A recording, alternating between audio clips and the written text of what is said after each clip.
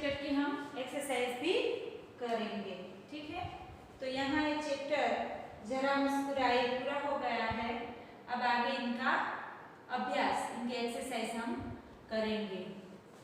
तो सबसे पहला क्वेश्चन है, क्वेश्चन नंबर 1, सामयिकों अखबारों में से चुटकुले पढ़िए और कक्षा में सुनाइए। आपने जो चुटकुले सुने या पढ़े हो उन्हें लिखिए, उनको लिखना भी है और सुनाना भी है। तो सबसे पहले उनका हम आंसर करते हैं, ठीक है।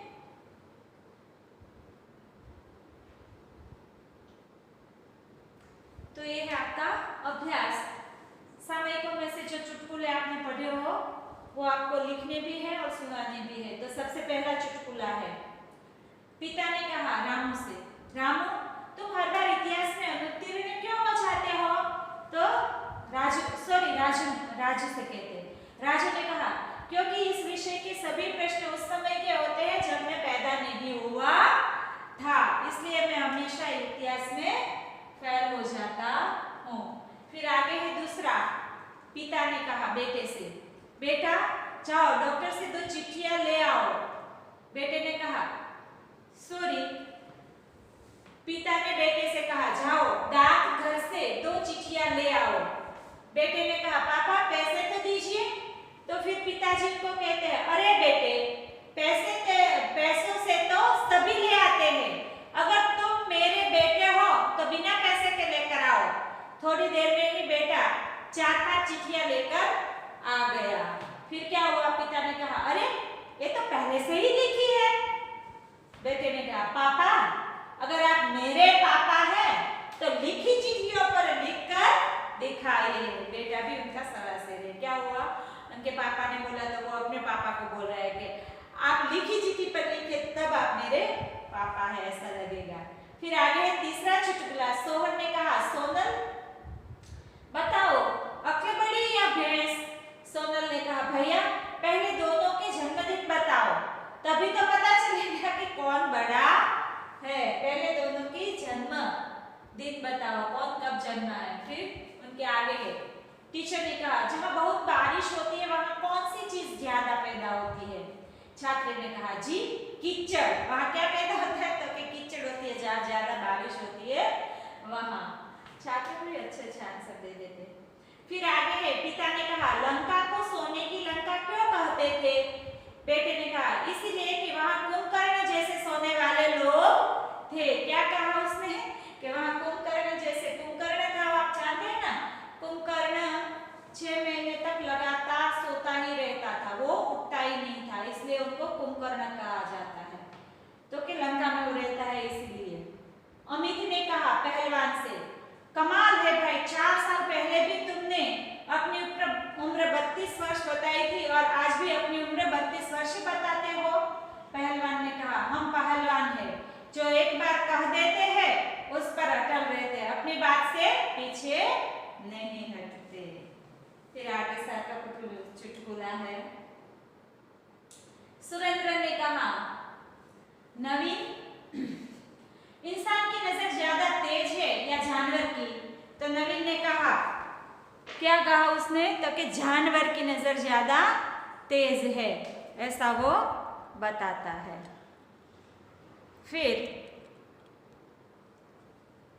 फिर आगे है, सुरेंद्र ने कहा यह तुम कैसे कह सकते हो? नवीन ने, क्योंकि जानवर कभी चश्मा नहीं पहनते इंसान चश्मा लगाते पर जानवर कभी चश्मा नहीं पहनते। आपने किसी जानवर को चश्मा पहनते हुए देखा?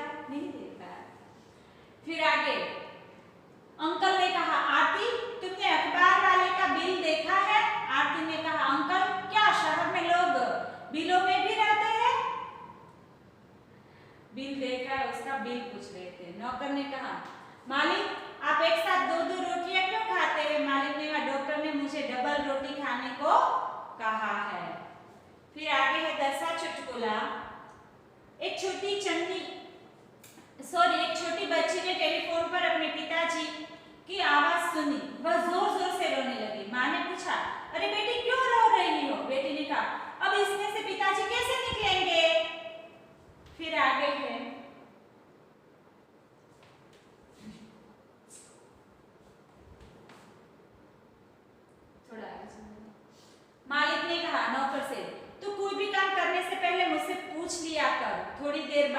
नौकर ने कहा, मालिक रसोई घर में बिल्ली दूध पी रही है, क्या मैं उसे भगा दूं? फिर आगे है 12वां। सुशील ने कहा, मेरे पिताजी जब माचिस की डिबिया खरीदते हैं तो सारी तिलियां गिनते हैं कि कहीं कम तो नहीं। गीता ने कहा, मेरा पिताजी माचिस की डिबिया खरीदते हैं तो सारी तिलियां जलाकर देखते हैं कि कोई तिली खराब तो नहीं। एक के गिनते हैं, एक के जलाते हैं, तो सभी साथ में ही जल जाएंगे। फिर आगे निम्नलिखित परिच्छेद में से मुहावरे ढूंढिए और उनके अर्थ देकर वाक्य प्रयोग कीजिए। इसके अंदर जो जो मुहावरे हैं वो हमें ढूंढने हैं और ढूंढ के फिर उनके अर्थ और वाक्य लिखने हैं, जो इस तरह से है। अभी सबसे पहला ये पैराग्राफ है जहां डार्क किया हुआ सारे ये आंखों का तारा, कमर कसे, ये सारे मुहावरे हैं। यहाँ मैं सीधे ही आपको मुहावरे, उनके अर्थ और उनके वाक्य ही करवा रही हूँ, ठीक है। सबसे पहला है आंखों का तारा बहुत प्यारा। ये पूरा एक पैराग्राफ आपको दिया है, अभी मैं आपको पढ़ के वो भी समझा। रमेश पढ़ाई में होशियार लड़का है, इसीलिए रमेश पिताजी की आंखों का तारा है। तो आंखों का तारा ये एक मुहावरा है। इसी साल रमेश ने कमर कस के परीक्षा की तैयारी की थी, तो कमर कस के ये भी एक मुहावरा है। जब वह परीक्षा देने गया, उसका ईद का चांद मित्र महेश का नंबर भी उसके नजदीक था। ईद का चांद ये भी एक मुहावरा है। महेश आस्तीन का सांप निकला और वह अध्यापक की नजर चुरा के रमेश की कॉपी में से नकल कर रहा था। आस्तीन का सांप। उस वक्त अध्यापक ने देखा और वे आग बबूला हो गए। और फिर ये आग बबूला, ये सारे यहाँ मुहावरे हैं जिनका अर्थ और वाक्य मैं आपको करवा रही हूँ, ठीक है। सॉरी, पहला सबसे पहले आंखों का तारा। आंखों का तारा यानी बहुत प्यारा होना, वो अपने पिताजी का आंखों का तारा था। फिर उनका सेंटेंस वाक्य है, गौरव अपनी माँ की आंखों का तारा है। फिर दूसरा है कमर कसना, यानी अच्छी तरह तैयार होना। तो उनका वाक्य है, मैंने भी प्रतियोगिता में जीतने के लिए कमर कस ली है। उनके बाद है ईद का चांद होना, तो कि बहुत दिन बाद मिलना। क्या है? तो कि बहुत दिन बाद मिलना। तो उनका वाक्य है, आजकल तुम ईद के चांद हो गए हो, दिखाई नहीं देते, जो जल्दी से नहीं दिखाई देते, बड़े दिनों बाद उसको हम देखते हैं तो उसको कहते हैं ईद का चांद। फिर फोर्थ है आस्तीन का सांप, तो उनका अर्थ होता है कपटी मित्र, मित्र बनकर शत्रु जैसा व्यवहार करना, उनको कहते हैं आस्तीन का सांप। तो उनका वाक्य है, मैंने मनोज पर पूरा विश्वास किया लेकिन वह आस्तीन का सांप निकला। क्या कहता है कि मैंने मनोज पर पूरा विश्वास किया पर वो तो एक आस्तीन का सांप निकला। फिर आगे है नजर चुराना, तो किसी का ध्यान न जाए इस तरह काम करना, यानी नजर चुराना यानी किसी का हमारे ऊपर ध्यान न जाए इस तरह से काम करना। तो उनका वाक्य है, अपराधी पुलिस की नजर चुराकर भाग गया, कोई उसे ना देखे इस तरह से वो भाग जाता है। आग बबूला होना, बहुत क्रोधित होना। वाक्य, नौकर से गुलदस्ता टूट जाने पर मालिक आग बबूला हो गए। मुहावरे के अंदर आप जानते हैं ना कि वाक्य के अंदर जो मुहावरा है वही हमें यहाँ वाक्य में लिखना होता है, उनका अर्थ नहीं लिखना है, ठीक है, इस बात का ध्यान रखिए। फिर रेखांकित शब्दों के लिंग बदलकर वाक्य फिर से लिखे, तो ये लिंग परिवर्तन है। सबसे पहले है, मेरे दादाजी यात्रा पर गए थे। ये जो सारे हैं, ये जो अंडरलाइन की गई है वो सारे मुहावरे हैं, उनका हमें उत्तर लिखना है। तो कि मेरे दादाजी यात्रा पर गए थे, तो उनका लिंग परिवर्तन होगा, मेरी दादाजी यात्रा पर गई है। क्या आएगा? तो कि मेरी दादी जी, दादाजी है तो वहां आएगा दादी जी। फिर उनके बाद है एक आदमी ने मुझसे कहा, तो आदमी का क्या हो जाएगा? औरत हो जाएगा। इनकी लिंग बदलनी है ना। तो एक औरत ने मुझसे कहा। उनके बाद है लेखक कहानी लिख रहा है। तो लेखक है तो उनकी जगह पे आएगा लेखिका कहानी लिख रही है। फिर आगे है फोर्थ, मेरे मालिक का स्वभाव बहुत अच्छा है। तो उनका आंसर आएगा मेरे, यहाँ पे मालिकीन है सॉरी, तो यहाँ आएगा मालिक। मेरे मालिक का स्वभाव बहुत अच्छा है।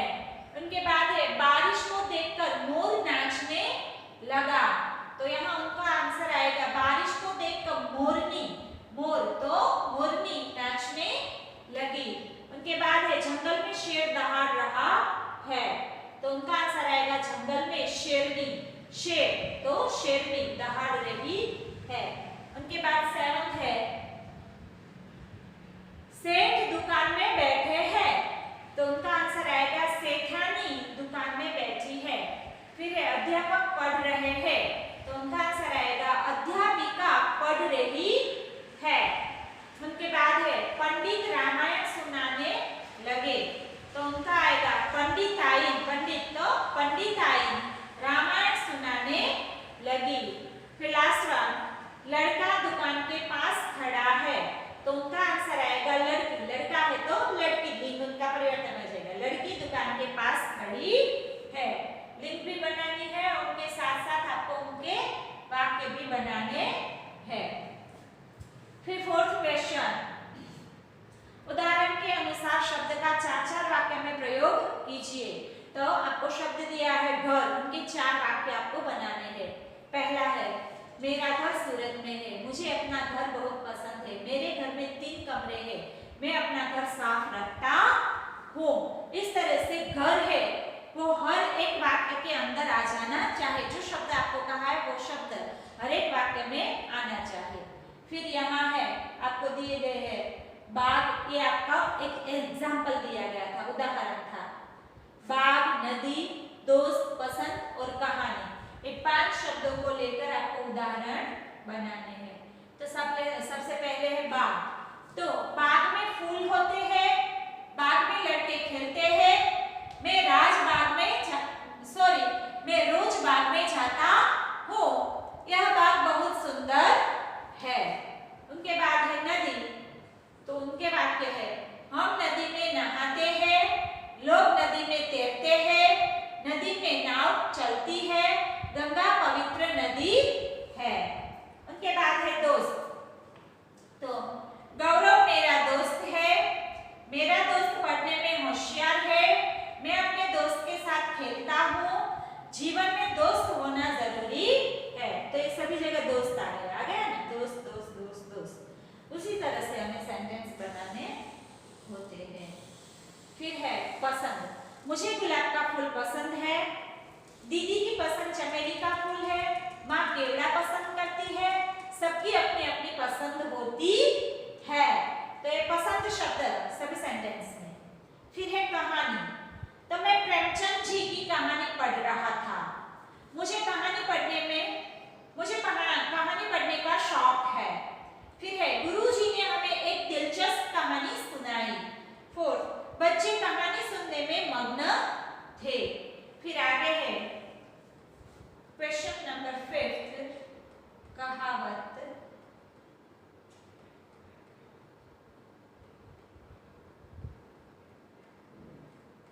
क्वेश्चन नंबर 5 है जिनमें कहावतें हैं। कहावतों के अर्थ दिए गए हैं। कक्ष में उदाहरण देकर चर्चा कीजिए।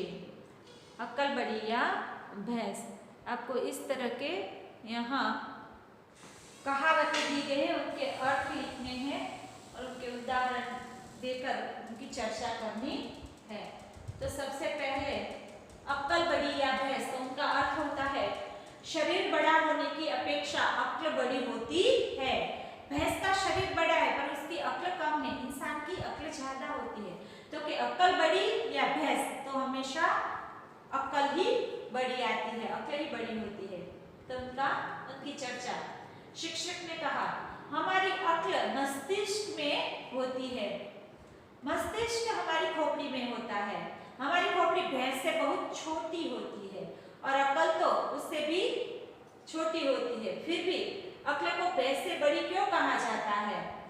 तो विद्यार्थी ने कहा, गुरुजी, कद में बड़े होने से ही कोई बड़ा नहीं हो जाता। रोग का एक कीटाणु छोटा होने पर भी हमें बीमार बनाकर कड़वी दवा खाने के लिए मजबूर कर देता है। इसी तरह अक्ल सूक्ष्म और अदृश्य शक्ति है। यह सारा ज्ञान विज्ञान मनुष्य की अक्ल का झलसा है। यदि भैंस में अक्ल होती तो वह पशु क्यों कहलाती? मनुष्य के पास अक्ल है, इसलिए वह भैंस को पालकर उसका दूध निकालता है। हाथी और शेर भी मनुष्य के वश में हो जाते हैं, इसीलिए मनुष्य की अक्ल को भैंस से बड़ा माना जाता है। फिर दूसरा है, शिक्षक ने कहा, हाँ, इसीलिए तो कहावत है, अक्ल बड़ी या भैंस, अक्ल बड़ी या भैंस।